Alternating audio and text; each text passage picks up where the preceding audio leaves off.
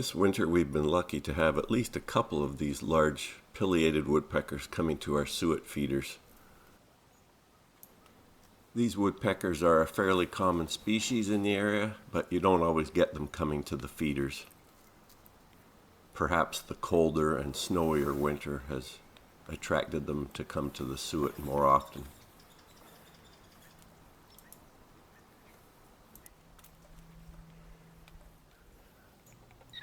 This is a female hairy woodpecker having her morning breakfast on the suet.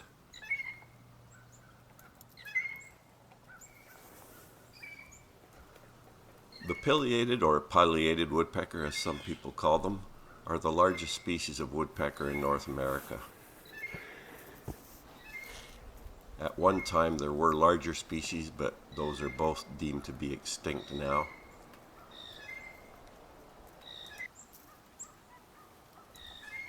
The pileated woodpecker is about the size of a crow, and as you can imagine, with that large beak and a fair amount of power, it can chop into trees fairly quickly, especially dead or decaying trees in search of grubs.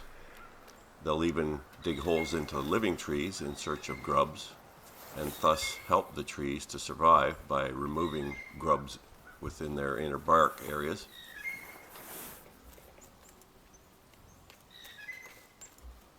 Pileated woodpeckers make vertically oriented rectangular shaped holes that are very large, so they're not easy to mistake with other woodpecker holes. Quite often you'll find one hole on top of the other, or several lining up the tree on top of each other.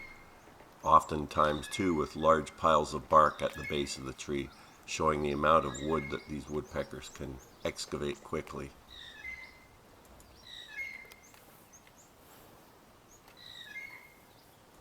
These birds prefer dense, mature forest, but they seem adaptable to second growth forest as well, and even get fairly comfortable around people in many cases.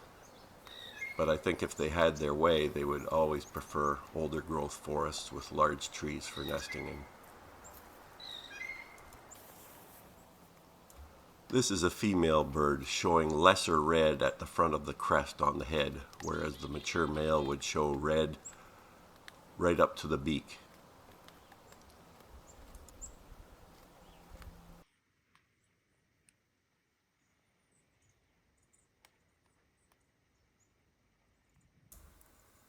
Here's some video captured on a separate day that does show a male pileated woodpecker.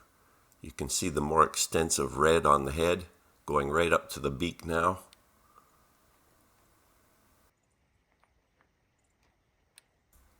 One of the most characteristic things about the pileated woodpecker is its call.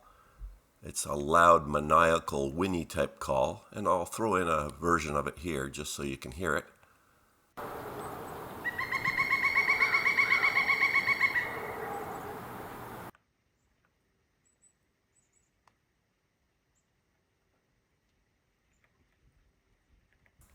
Woodpeckers can also be identified often by the typical drumming sounds they make on trees, and the pileated is no exception. The pileated makes a very loud, hollow-sounding drumming sound that you can hear from kilometers away, especially in spring when they're drumming frequently to attract mates. And here's a sample of that sound that I'm sure many of you have probably heard and maybe not known what it was.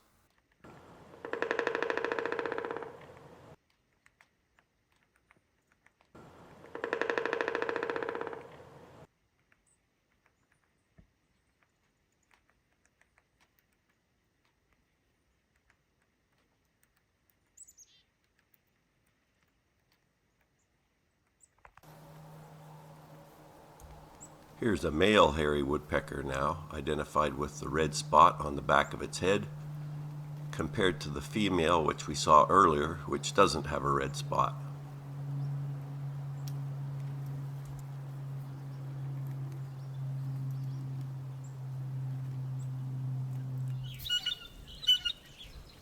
Blue jays are the most common feeder bird we have here on the farm.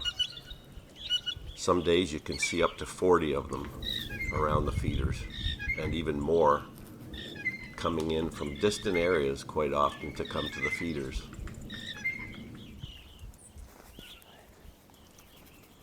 It's hard to beat their beauty, and especially in the winter, their bright blue colors show up nicely against the brilliant white snow, but they sure can go through a pile of seed.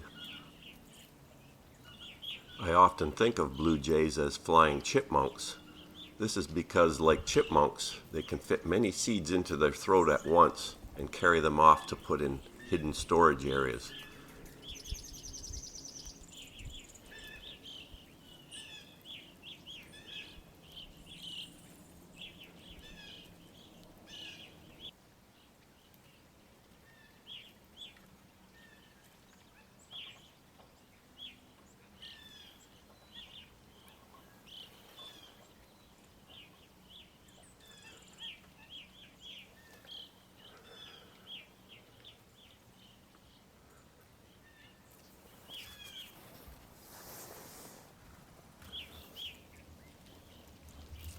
This is the mourning dove, which is our only native pigeon in Ontario.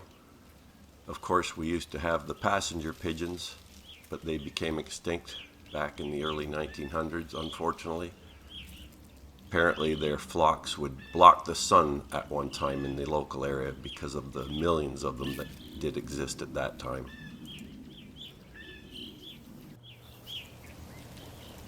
We've been lucky this year to have a flock of evening grosbeaks hanging around the feeders.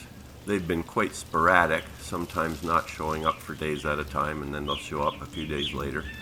And we've had anywhere from 5 to 40 of them, so it ranges quite a bit from day to day. Most of these birds are the duller females that you see here, with the bright male showing in the middle. Here's a male sitting up in the tree, showing its stocky appearance. And these are one of the largest finches that we have here in Ontario, and probably the one with the largest beak. You can see its big conical shape that enables it to crack into strong seeds. And here they're enjoying feeding on the black locust seeds that are encased in pods. And they've been cracking them open all winter as well as coming to the feeder seeds.